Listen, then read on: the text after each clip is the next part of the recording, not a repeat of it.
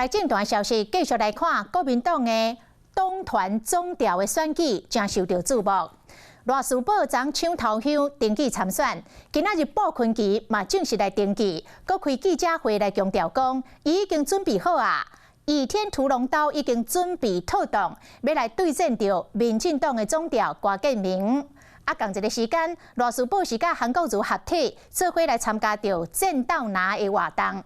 罗斯堡是甲国民党的党中央来发声，讲伊希望甲布坤基来一场君主之争，希望党中央莫介入，让民进党所有的弊案。 全部让人民全国人民都看见，我在这里正式的签署。前高级国会7点声明，花莲立委布坤基来到立法院宣布参选国民党第二党团的总调选举。柯总召过去跟我多次对垒柯总召从来没有赢过我想这是一个重点我们不管倚天剑、屠龙刀都已经准备好啊。强调决定要徛出来，就是为着要制衡民进党团总调郭建明，原本要选立法领袖的布坤基转移目标，锁定党团总调的会。前一天党内罗斯堡嘛表态，两个人预计伫咧30号这天变关系，要看谁争取党内支持较济。同一个时间，罗斯堡这天是出席战斗拿举办的活动，包括党内新科立会、含准部分区立会。 韩国瑜拢互邀请，罗斯堡嘛把握机会有票争取韩国瑜的支持。那我们就君子之争嘛。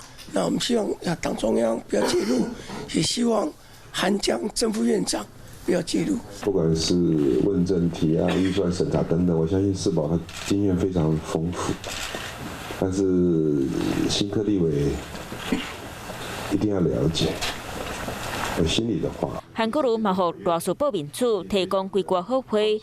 布坤基过去是要扣国民党主席朱立伦学了有能力制衡郭建平，国民党团总调之称，布坤基、罗斯堡两人各自并战。我们在抗争的时候，我带头在冲在前面冲，我打到这个受伤伤痕累累，或者甚至于要头破血流那时候好像副委员好像都没有看到嘞。赖世宝委员他是非常。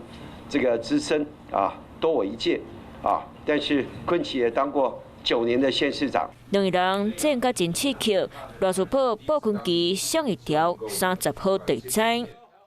你好，我是宋彦明，想掌握最及时的新闻资讯吗？赶紧订阅、按赞、开启小铃铛，锁定华视新闻 YouTube 频道。